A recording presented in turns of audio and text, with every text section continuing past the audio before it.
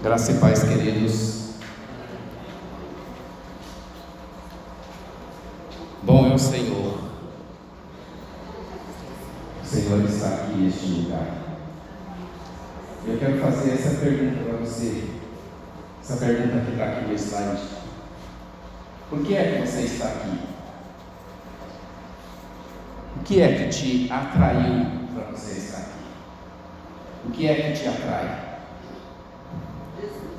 Jesus. Sempre Ele. Estamos aqui por causa do pregador? Não estamos aqui por causa do pregador. Estamos aqui por causa de quê? De Jesus? Com certeza. De Jesus, nós estamos aqui por causa de Jesus. Mas um dia desse eu estava refletindo, a igreja lotada. Eu falei assim: o que move as pessoas a estarem na presença de Deus, a virem para a igreja e ficar escutando as palavras e fazer isso todos os dias, ou todos os domingos, ou quando tem culto, ou quando tem reunião? Eles estão buscando o quê? O que estão buscando? A presença de Deus? Com certeza. Estão buscando Jesus? Sim. Querem ser atraídos? Querem ser, sim. Mas há uma coisa veio ao meu coração de uma forma muito forte.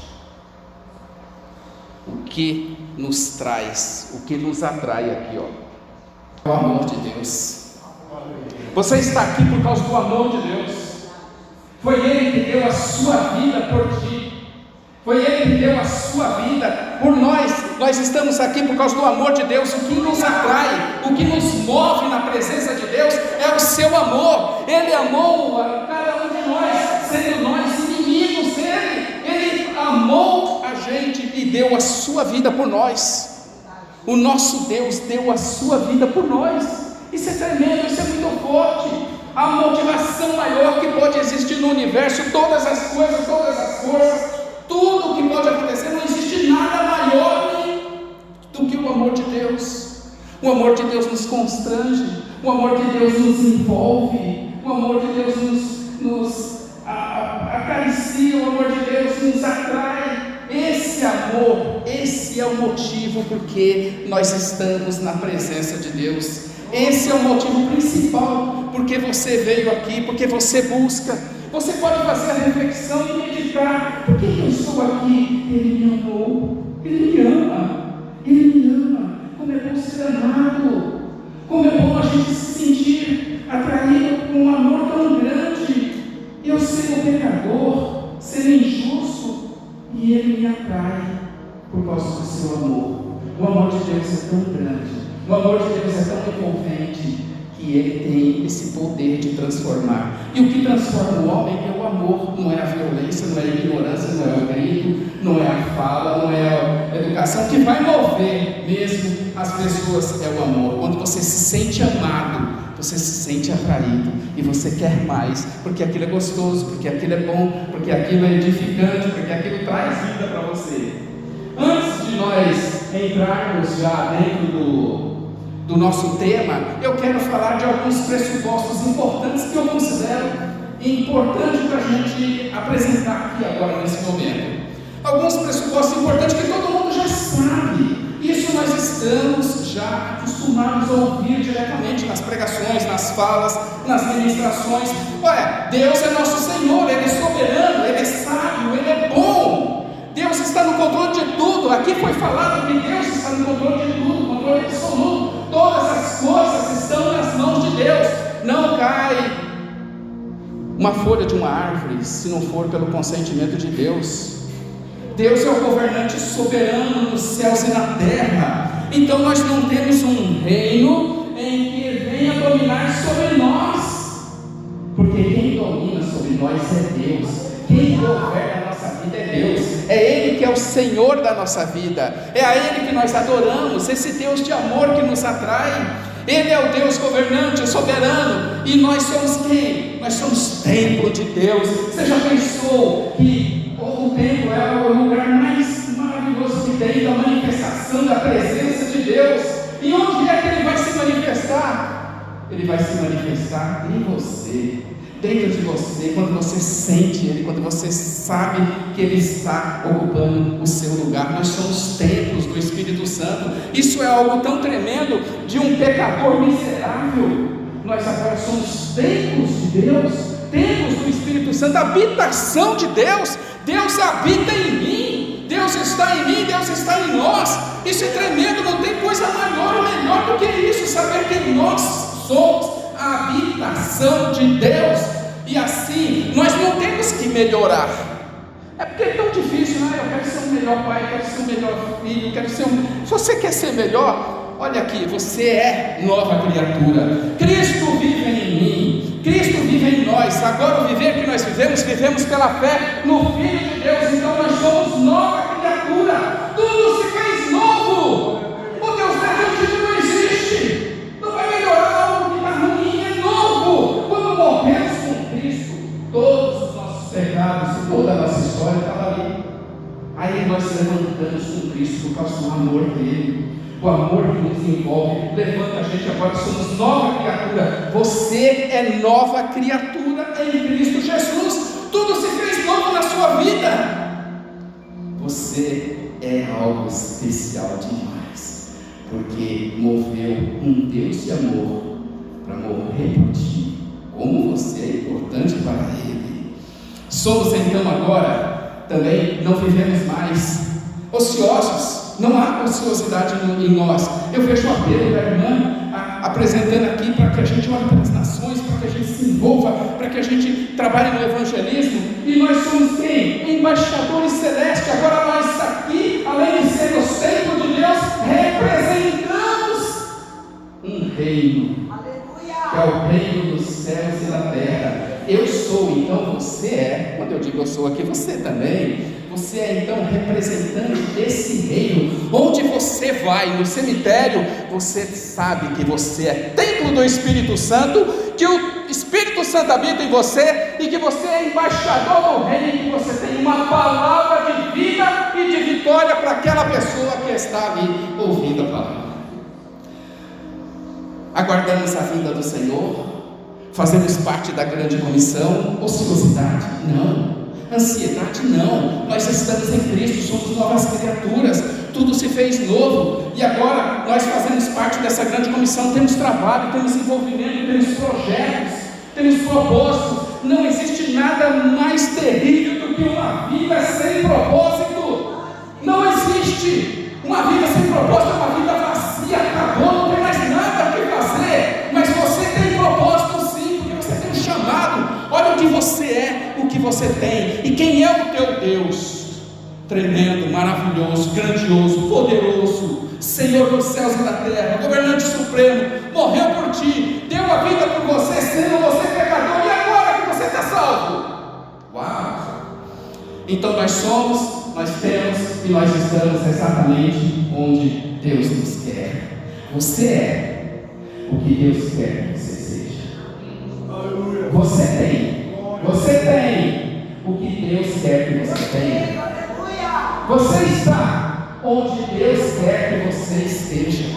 Esse é nosso Deus, um Deus que te fez completo, um Deus que te abençoador, um Deus maravilhoso, um Deus poderoso, tremendo.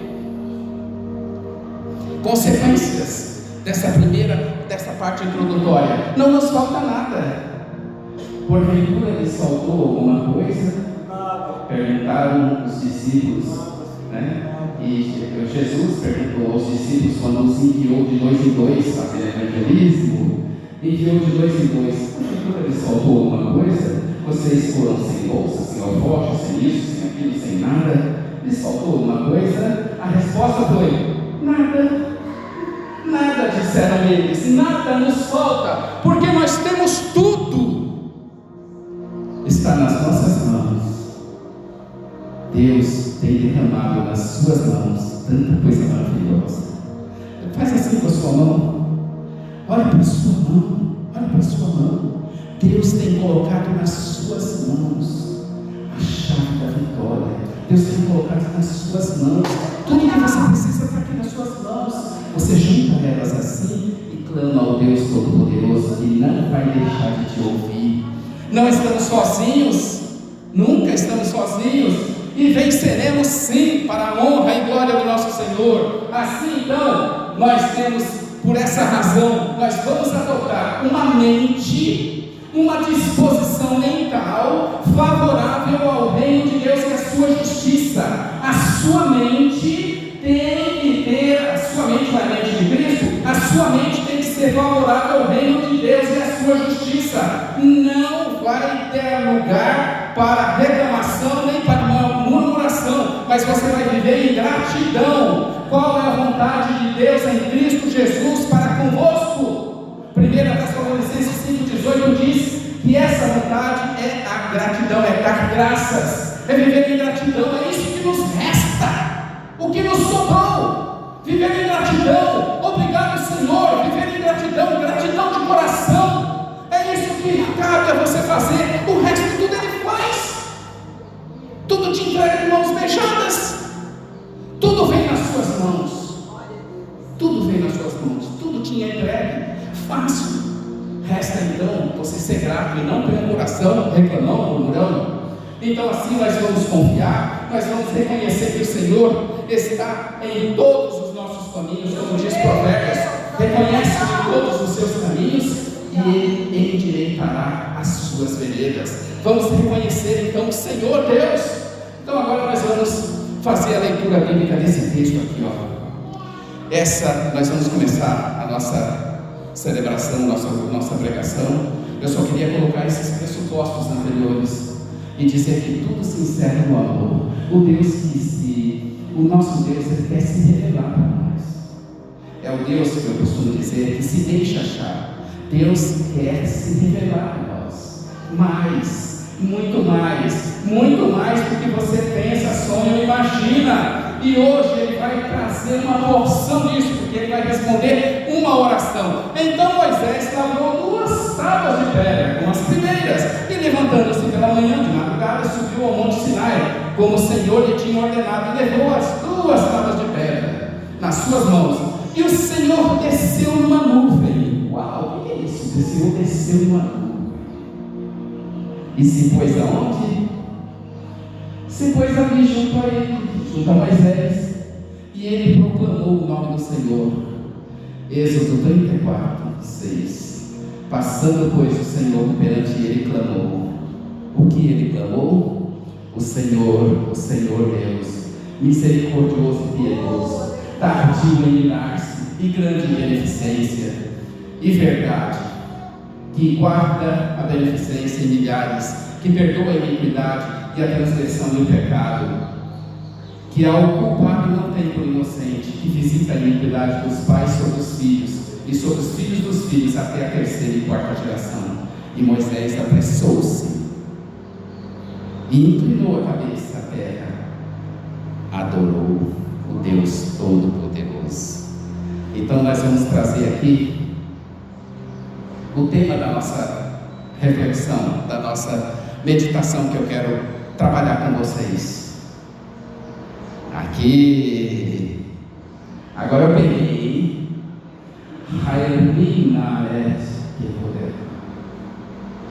foi isso que Moisés falou para eles. Moisés, num momento em que ele estava numa situação difícil, era uma situação complicada, ele estava inseguro da presença de Deus, e ele diz para Deus bem assim: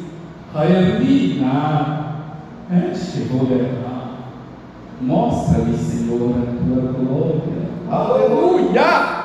Mostra-me, por favor, a sua glória. Aí, esse é o tema que nós vamos ver essa manhã. Mostra-me, Senhor, a sua glória. Você não quer ver a glória de Deus? Nós cantamos isso. A canção aqui anterior, nós vimos aí a canção falando de que nós queremos ver a glória, nós queremos conhecer mais de Deus, e há uma resposta de Deus a essa fala, a esse pedido de Moisés. Tem uma resposta de Deus, uma resposta tremenda, maravilhosa, que nós vamos ver. Mas antes de nós entrarmos dentro da resposta de Deus, porque Deus então, mostra-me o que Moisés está pedindo? Mostrar a glória dele, do Senhor. E Deus vai lhe atender. Mas antes, vamos fazer uma contextualização, só para situar vocês, de uma forma bem rápida também, porque nós também temos tempo, e ele é nosso inimigo aqui nesse momento. E eu vou passar aqui só para situar vocês um antecedente histórico, cronológico dos eventos que se passaram até chegar esse momento. Esse é o momento em que ele pede ao Senhor que se revele a sua glória. E aí Deus vai falar. Eu quero trabalhar sobre o que Deus vai falar. Então temos que ter tempo para isso. Por isso que eu terei que passar um pouco mais rápido. E você conhece a Bíblia, você conhece, você vai saber. Deixa eu explicar um pouquinho antes de entrar. Eu tinha esquecido, ainda bem que a gente foi para transparência.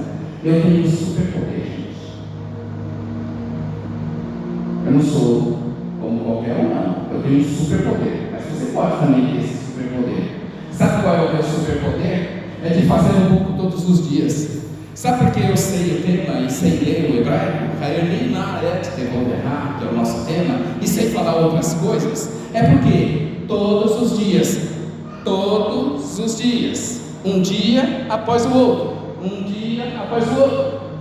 eu estou copiando a Bíblia em hebraico.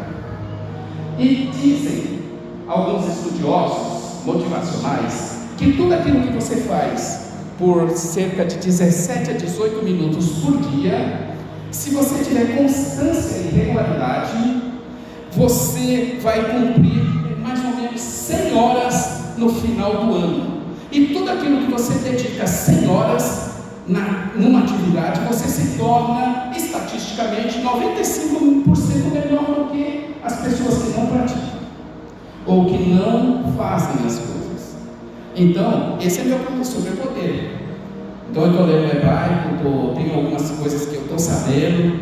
É por quê? Porque todos os dias, eu já copiei os 150 salmos, já estou em Gênesis 45. E todo dia eu faço isso. A primeira coisa quando eu acordo, vou eu lá e começo a copiar. Quando eu comecei, bem devagarzinho, né? Porque escreve da direita para esquerda e de trás para frente. Totalmente contrário da nossa mente, né? Aí eu tive que começar bem devagarzinho. Hoje eu já estou copiando mais veloz, hoje eu já estou lendo mais rápido, hoje eu estou tendo mais domínio. Por quê? Constância e regularidade, por causa do superpoder, né? Então passa essa dica para você aí, em tudo que você for fazer. Talvez não seja um hebraico, mas vai ser outra coisa, tocar um teclado, tocar um instrumento, se dedicar a algum estudo ou concurso, sei lá, qualquer coisa. Você pode fazer exatamente isso. Aqui eu quero apresentar para vocês a ordem cronológica dos eventos até chegar àquele ponto em que Moisés fala com Deus e pede, ele não resiste. Aqui nós temos, eu estou seguindo aqui a Bíblia em ordem cronológica. Essa Bíblia aqui em ordem cronológica. Então estou seguindo a metodologia deles para datação. Obviamente deve ter alguma falha, alguma coisa assim, mas ela é um referencial técnico. Então eu estou colocando com propriedade, eu sei o que eu estou dizendo porque tem uma cronologia realmente. Na sexta-feira, 15 de abril, morte dos primogênitos, e acontece o que? A Páscoa. Terei que correr, não se preocupe, eu vou dar uma acelerada. Aí Israel saqueia os egípcios, Êxodo 12:16, com aquela fuga que eles tiveram do Egito. Deus, de uma forma tremenda, porque Ele é o Senhor sobre todas as coisas, é Ele quem dá e é Ele quem tira. Por isso você tem tudo que você tem, é dado por Deus, tudo vem de Deus. Ele pega e instrui os israelitas a pedirem aos egípcios: peçam e vocês receberão. E pediram tudo, e houve o que? Um saqueamento do Egito. Saquearam todo o Egito por causa do atendimento ao pedido de Deus: peçam e vocês vão receber. Em Etã, começa aqui no dia 15 de abril as colunas de fogo e de nuvem, milagres e mais milagres. Imaginam a cena de passar ali naquele mar vermelho os israelitas. Imagina os milagres que aconteceram, que antecederam, que Deus fez distinção entre o povo de Israel e o povo do Egito. Tinha escuridão no Egito, não tinha escuridão em Israel. Tinha pedras saraivas no Egito, não tinha pedras em Israel. Tinha praga no Egito, não tinha praga em Israel. E na mesma terra, que coisa mais misteriosa. Então Deus fez distinção, milagres, maravilhas, poderes grandes. Em Etã, as colunas de fogo e de nuvem. Que isso, cara? Uma coluna de nuvem e uma coluna de fogo para esquentar eles durante a noite no deserto frio, e uma nuvem para refrescá-los durante o calor do dia. Uau, até caiu o ar-condicionado. Sábado 17 de abril, o Egito endurece seu coração e persegue Israel. Dia 18 de abril, travessia do Mar Vermelho. 3 dias depois, né?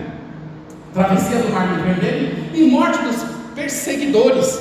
Os perseguidores acabaram morrendo na perseguição. Então isso também já foi um grande milagre. Mais milagres aconteceram. Aí eles chegam na quarta-feira, dia 20 de abril. Dia 20 de abril eles chegam em Mara. Em Mara, o que acontece? Murmuração, reclamação. Não murmure, não reclame, não entregue o seu coração para o diabo. Você é templo do Espírito Santo. Reclamaram que não tinha água. Moisés cura as águas por orientação de Deus benevolente, Deus amável, Deus misericordioso, Deus de amor, Deus que expande a sua misericórdia por longo tempo. Aí, por orientação dele, coloca um arbusto nas águas e cura as águas. Ainda no dia 20 de abril, o Senhor lhes dá a ordenança e os coloca à prova. O Senhor se revela como Jeová Rafá. Se vocês obedecerem os meus mandamentos e seguirem as minhas leis, nenhum dos males que aconteceram no Egito de doenças cairão sobre vocês. É o Jeová Rafá. Ele se revela mais ainda, cada vez mais se revelando. No dia 25 de abril, sexta-feira, a batalha contra Amaleque. Que batalha mais incrível aquela! E temos que correr um pouco, né? Josué no campo de batalha, Moisés no alto monte orando. Nós estamos aqui orando pelo Iêmen. Nós estamos aqui, o líder orando. Enquanto a mão dele estendia, ficava elevada, Josué prevalecia. A mão cansada, Josué perdia.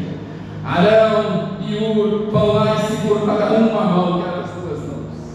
Cada um segurou uma mão, e aí houve o quê? Prevaleceram na guerra e venceram.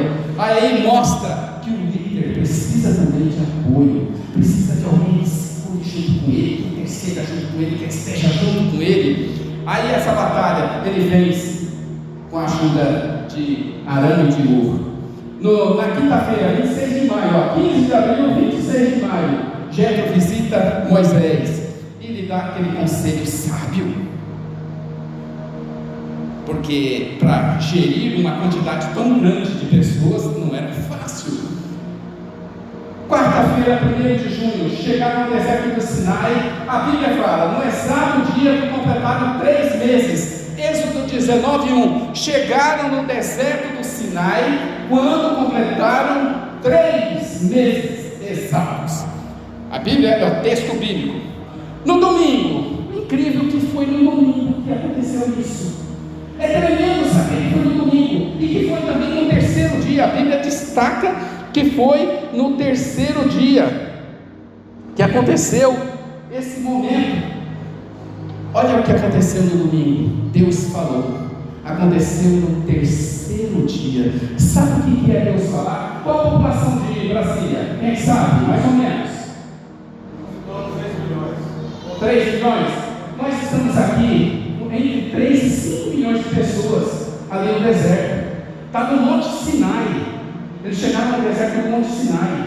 E no Monte Sinai Deus se revela com relâmpagos, com trovões, com vozes, com alaridos, com trombetas, com trevas, com um monte de coisas assim, artefatos. Aquilo deixou todo mundo assustado, aterrorizado. O que é isso?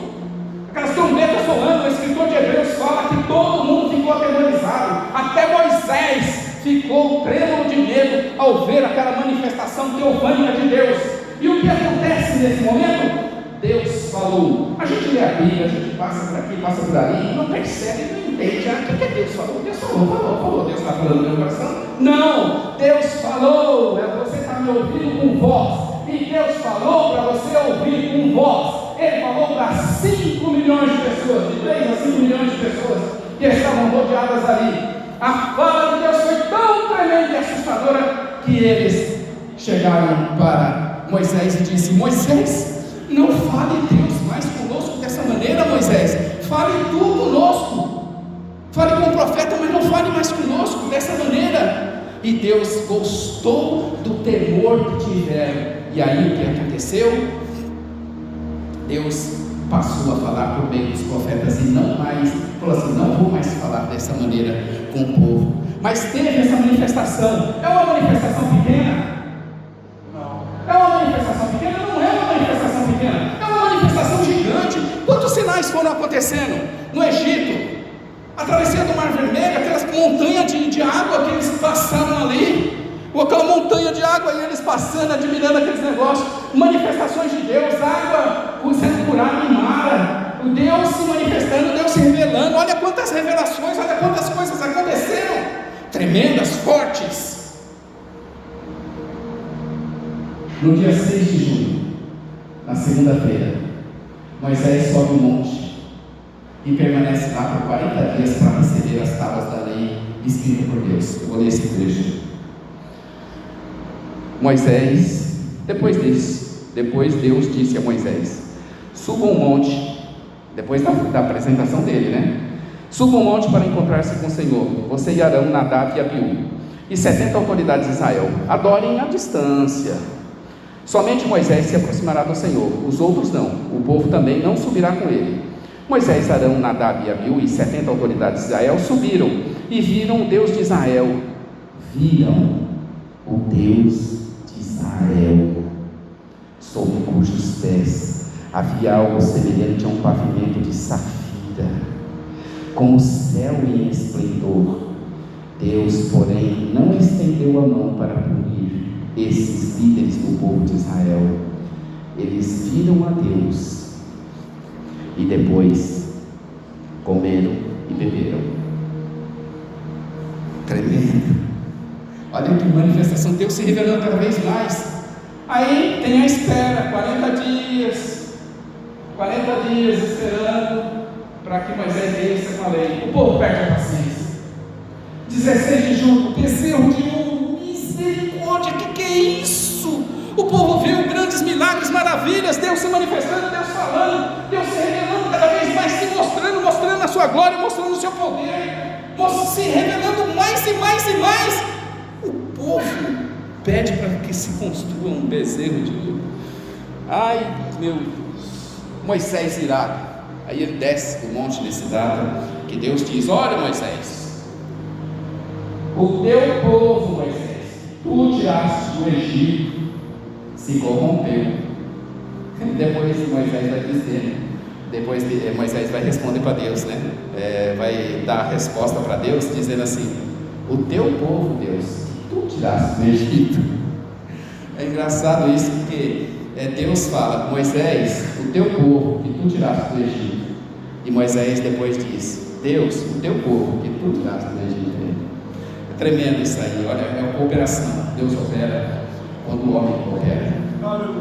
Deus compartilha a sua soberania conosco. Por isso que Ele pede para a gente orar pelo Iêmen.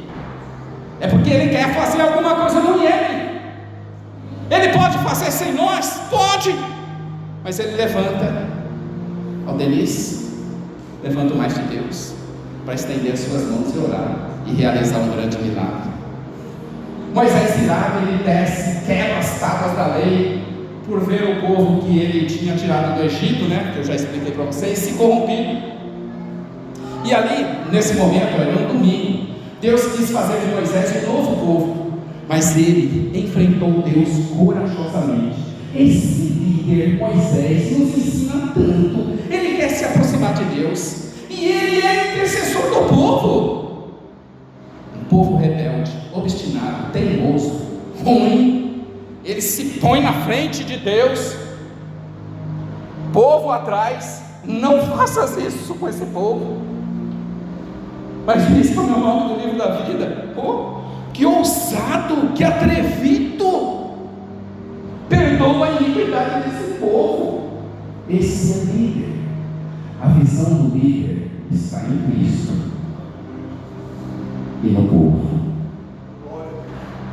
Esse povo, ele está disposto a até morrer por esse povo.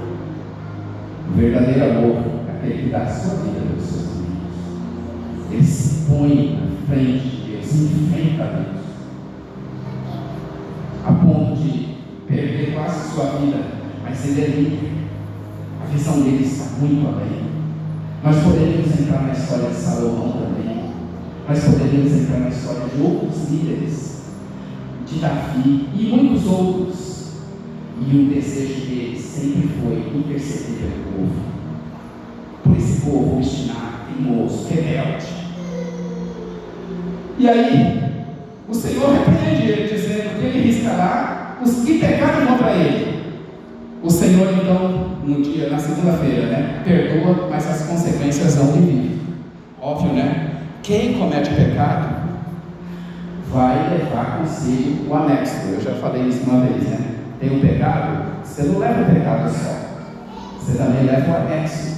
E às vezes o anexo é tão grande, tão terrível, que é melhor você não cair, é melhor você ficar onde você está.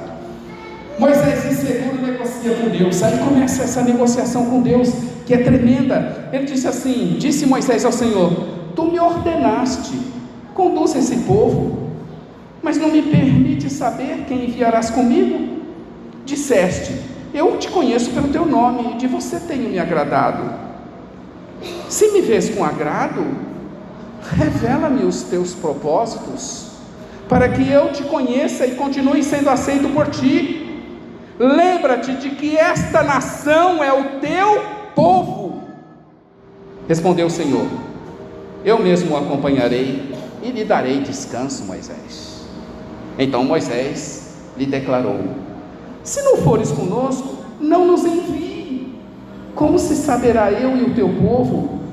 Poderemos contar com teu favor se não nos acompanhares. Que mais poderá distinguir a mim e o teu povo de todos os demais povos da face da terra? O Senhor disse a Moisés: farei o que me pede, Moisés, porque tenho me agradado de você e o conheço pelo seu nome. Então disse Moisés: peço-te, Senhor, por favor, mostre-me a sua glória. E Deus respondeu. Olha aqui que eu quero chegar agora para vocês, a resposta de Deus ao pedido de Moisés inseguro. Essa é a resposta que Deus vai dar para Moisés: diante de você farei passar toda a minha bondade. A resposta de Deus: farei passar toda a minha bondade, proclamarei o nome, o Senhor,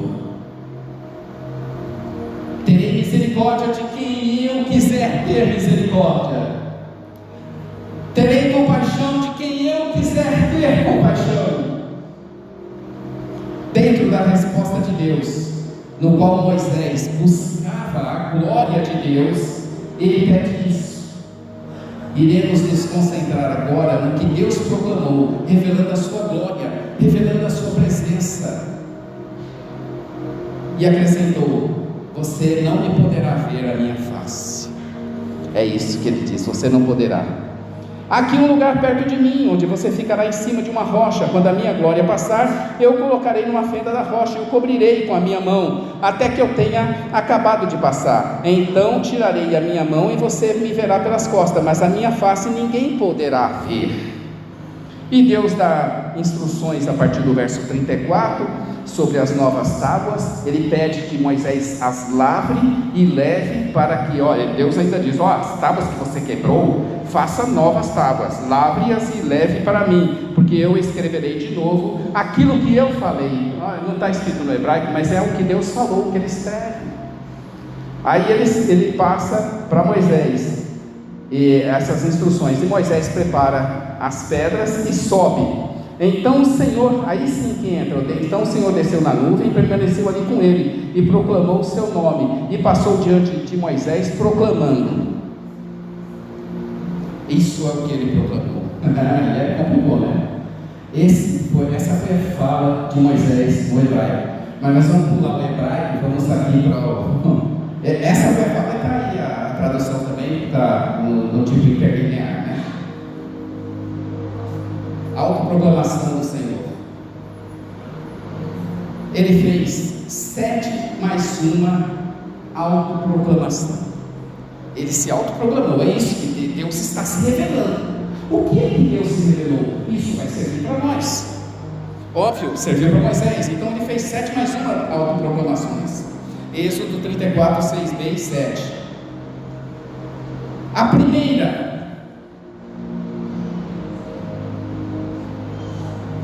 El Rahum. Aqui é o Deus de compaixão, é o Deus que se compadece, é o Deus que nos ama de uma maneira tão grande que Ele transmite essa suavidade, Ele transmite essa ternura, essa gentileza, motivada por uma afeição profunda. É o Deus de compaixão. A primeira coisa que Ele se revela para Moisés: eu sou um Deus compassivo. O povo não acabou de pecar, não estava naquela destruição total, não havia insegurança. A primeira coisa que Deus faz é colocar a nosso coração, porque sabe da nossa natureza fraca, pecadora. Mas Deus diz: eu sou um Deus compassivo. O pensamento dele era em ternura e gentileza. Ele sente e suporta com seus filhos suas dores, seus sofrimentos, suas mágoas. Essa é a primeira revelação dele do seu nome para Moisés. Ele proclamou o seu nome, é resposta de Deus. E Deus está falando conosco aqui que Ele é o Deus compassivo, Ele é o Deus de compaixão, Ele é o Deus de amor, é o Deus envolvente, é o Deus que nos atrai, é o Deus que ama o pecador indigno e não merecedor do seu amor. Esse é nosso Deus criador, é um Pai, é um amor de mãe também, dá para se comparar, porque a mãe se compadece do seu filho. Qual mãe não é aquela que não se compadece do seu filho, e torce pelo seu filho, e abraça o seu filho, e quer ver seu filho vencer, e luta por ele, e ajuda ele nas lutas, nas dores, e está com ele todo o tempo? Esse é o amor, o Deus compassivo. Essa foi a primeira autoproclamação. A segunda, a terceira e a quarta.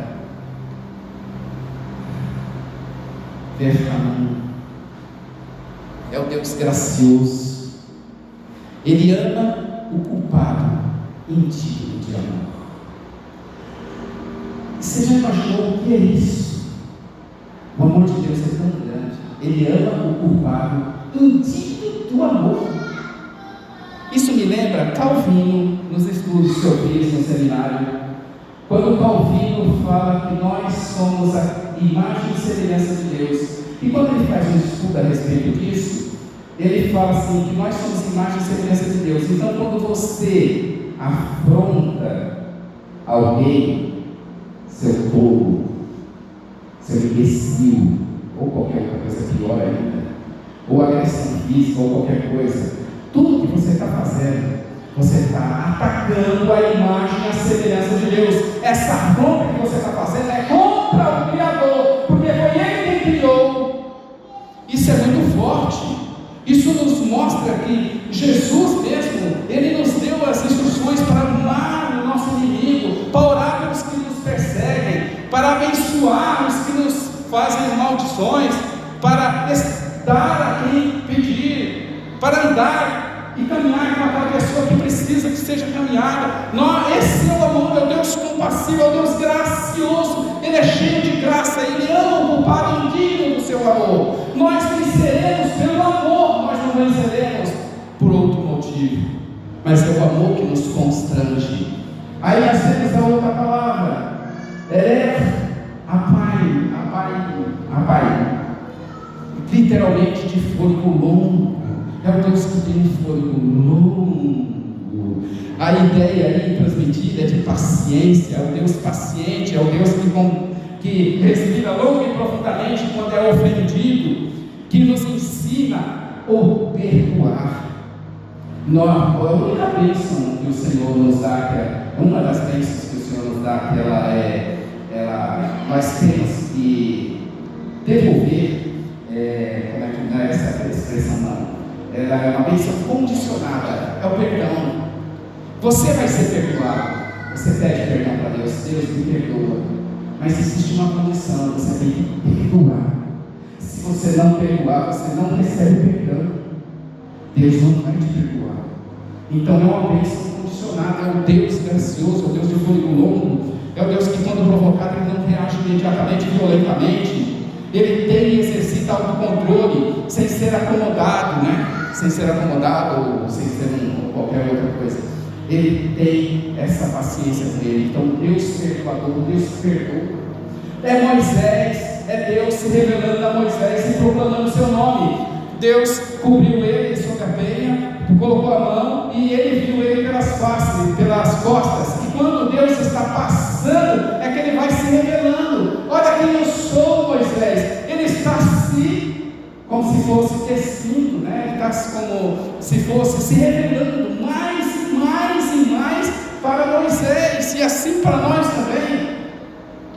Aí nós temos Verá e recebe.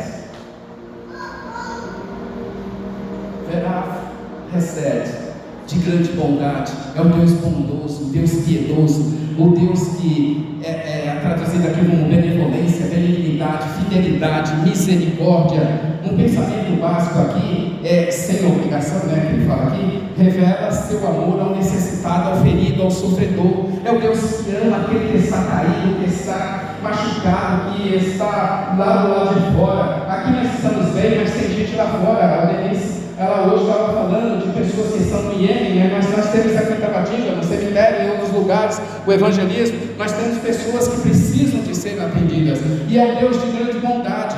Essas 5 primeiras, aqui estamos na quarta, vamos ver na quinta. A quinta autoproclamação. A quinta autoproclamação. Veemente.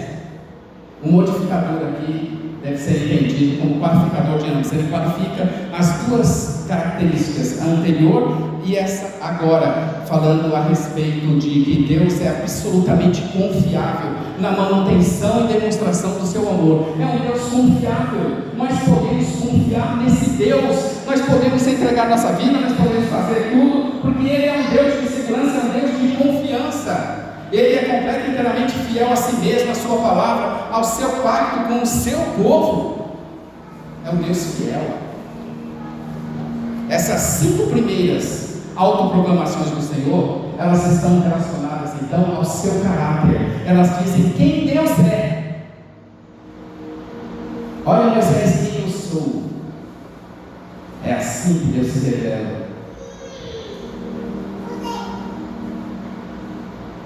Essa já é a sexta. Essas 3 outras características estão relacionadas ao que Deus faz. As 5 primeiras relacionadas ao que Deus é, e as 3 últimas relacionadas ao que Deus faz. Aqui, não se recebe lá fim. Nós temos aqui, que Ele é um Deus de misericórdia, é um Deus que estende a sua misericórdia, e ela é demonstrada através da remoção da fonte da necessidade, da dor, do sofrimento. Aqui é o pensamento básico, é que Ele nunca para de demonstrar a sua bondade, o seu amor pelo necessitado, pelo ferido e o sofredor. Essa é a expressão do que Ele faz. Ele nunca para de demonstrar a sua fidelidade, nunca para de demonstrar o seu amor, a sua benignidade, a sua misericórdia. É um Deus longânimo mesmo. A 7ª autoproclamação.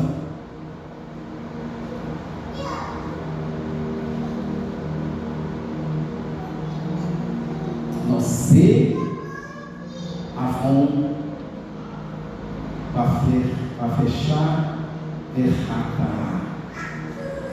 Ele remove a culpa, a transgressão e o pecado. O avon aqui tem o sentido de iniquidade. É um termo que aponta para a condição da natureza dele, que ele é aquele que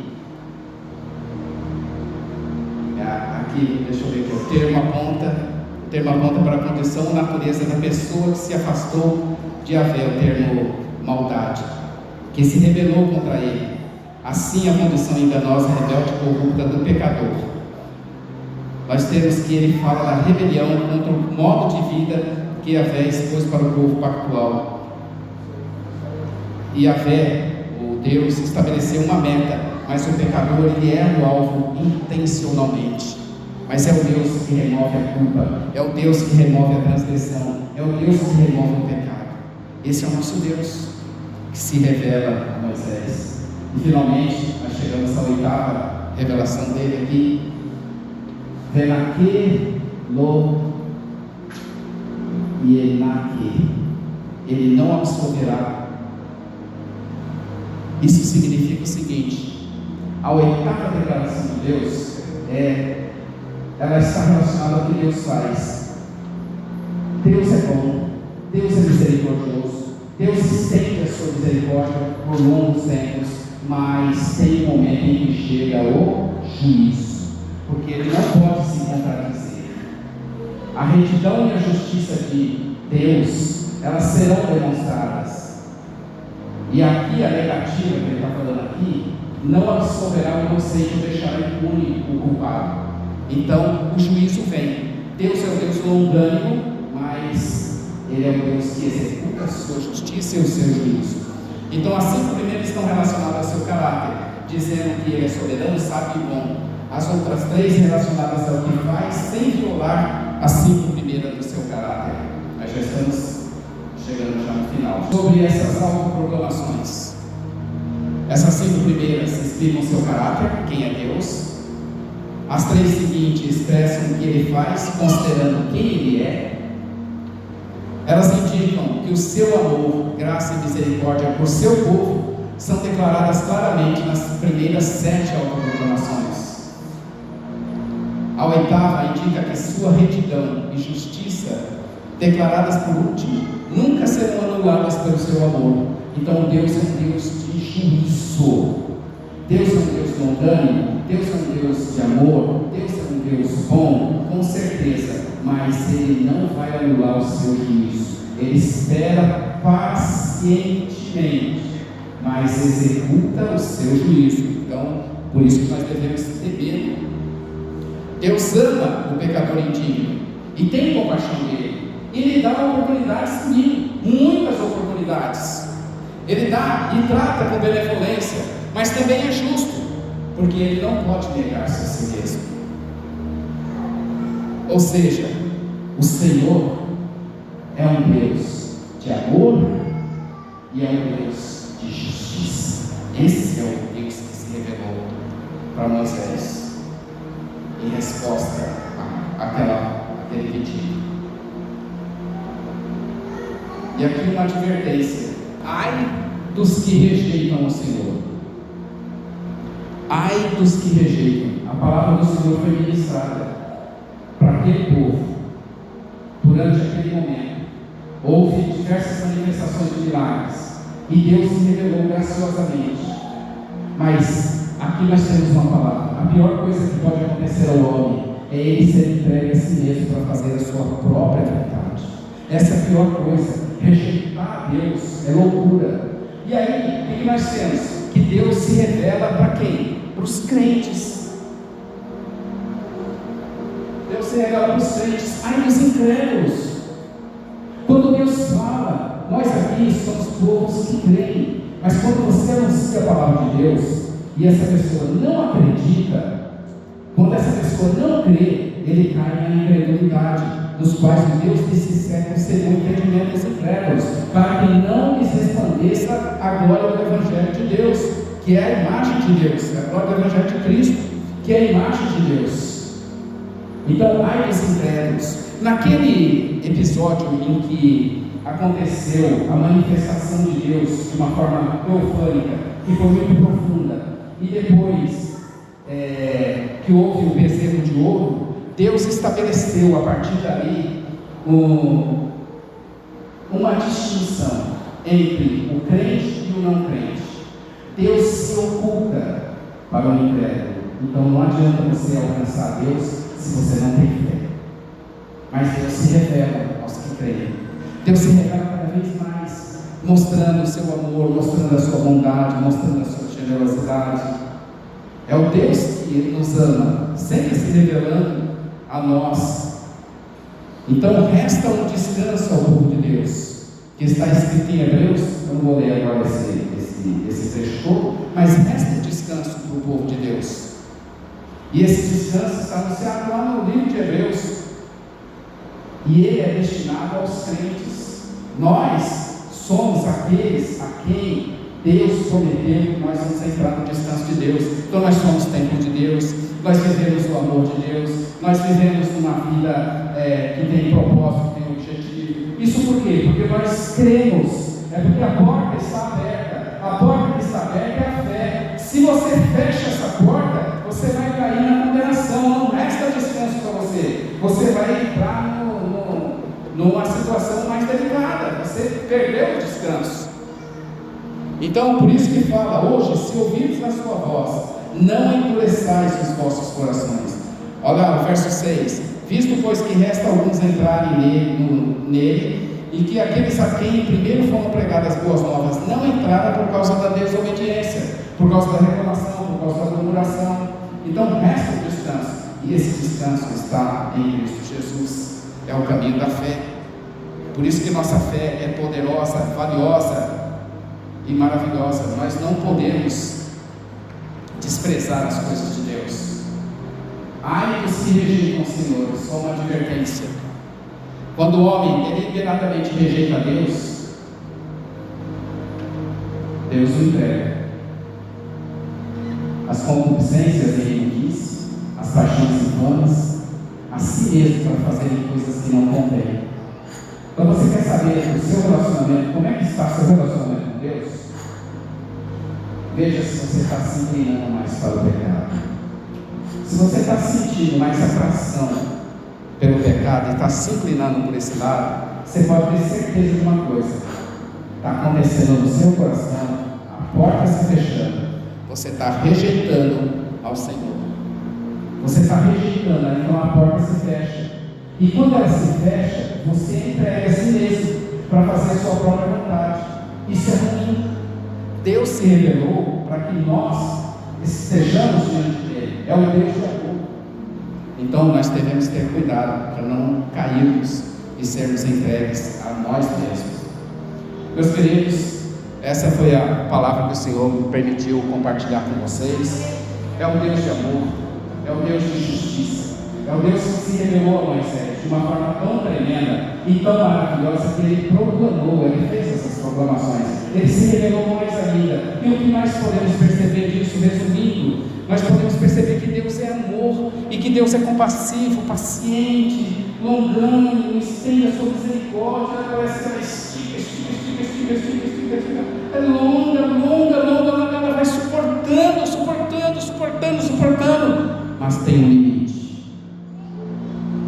E quando acontece esse limite, é o juízo de Deus, porque ele não pode se contradizer. E o juízo é sem misericórdia. Deus é longânimo e paciente. Então, se você está aqui nessa manhã, saiba, Deus te ama, Deus tem propósito na sua vida, Deus vai te usar muito, muitas coisas maravilhosas vão acontecer na sua vida, mas não